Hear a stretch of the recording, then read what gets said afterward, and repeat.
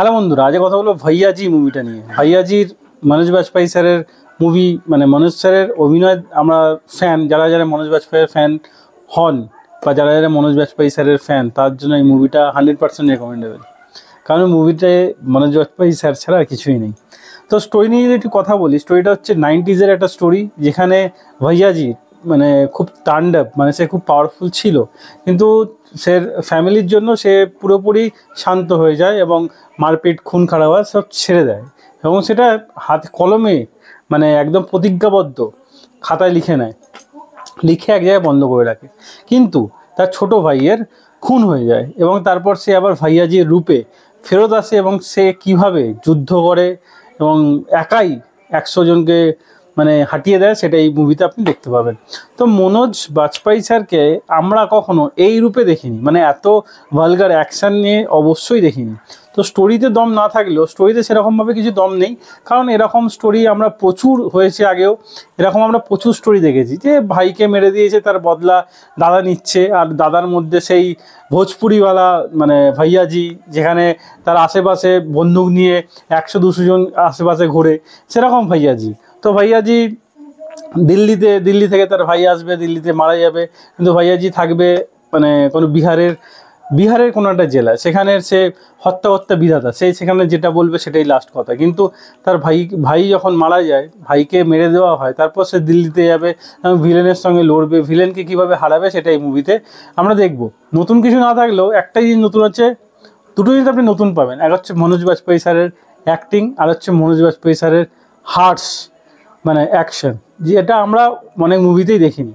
তো মনোজ বাজপেয়ী স্যারের যদি আপনি ফ্যান হয়ে থাকেন, মনোজ বাজপেয়ী স্যারের দ্য ফ্যামিলি ম্যান, এছাড়াও মনোজ বাজপেয়ী স্যারের মুভি যদি আপনার মন ছুঁয়ে থাকে, মনোজ বাজপেয়ী স্যারের মানে শুদ্ধ হিন্দি ডায়লগ যদি আপনার মন ছুঁয়ে থাকে, এই মুভিটা আপনার জন্য।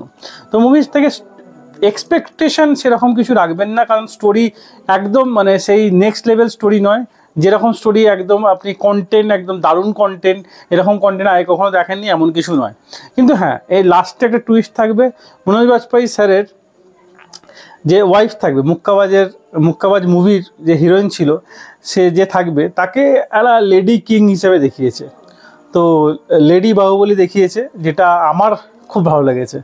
তো যাই হোক, একটা নতুন অ্যাঙ্গেল এখানে অ্যাড করেছে, যেটার জন্য এই মুভিটাকে কিছুটা ইউনিক করার চেষ্টা করা হয়েছে। কিন্তু সিনেমা হলে যদি আপনি মুভিটা দেখতে যান, আপনি ছাড়া আর কাউকে পাবেন না সিনেমা হলে দেখার জন্য। কিন্তু এই টাইপের মুভিগুলো ইউটিউবে খুব বেশি চলে। তো যদি এই মানে মুভি যদি ওটিটিতে রিলিজ করতো, আমার মনে হয় অনেক বেশি ভালো হতো সিনেমা হলের থেকে। কারণ সিনেমা হলে সেরকমভাবে এই যে অডিয়েন্সগুলো, এই অডিয়েন্স মানে এই মুভির যে অডিয়েন্স, সেই অডিয়েন্স মানে সিনেমার থেকে ওটিটিতে এইসব মুভি দেখতে বেশি পছন্দ করে।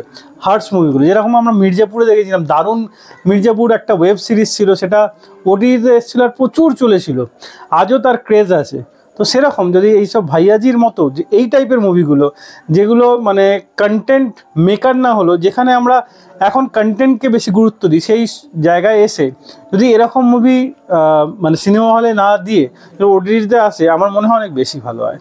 তো যাই হোক, আমি এই মুভিকে দিলাম 3 আউট অফ 5 স্টার। মুভিটা মনোজ বাজপেয়ী স্যারের অ্যাকশন আর মনোজ বাজপেয়ী স্যারের ডায়লগ ডেলিভারি, এই মুভিকে আমি দিলাম 3 আউট অফ 5 স্টার। তো যাই হোক, মুভিটা দেখুন, আশা করছি ভালো লাগবে। তো আজ আপনি অ্যাকশনের ফ্যান হয়ে থাকেন, অবশ্যই মুভিটা আপনার জন্য। তাই ভিডিও এতটাই। ভিডিও যদি ভালো লেগে থাকে, লাইক অবশ্যই দেবেন, এখন আরও ভিডিওতে চ্যানেলটা সাবস্ক্রাইব করে পাশে থাকে বেল আইকনটা অবশ্যই বাজিয়ে দেবেন। তো দেখা হচ্ছে পরের ভিডিওতে। ততক্ষণ যেন ভালো থাকুন, সুস্থ থাকুন। ভিডিও দেখার জন্য ধন্যবাদ। বাই।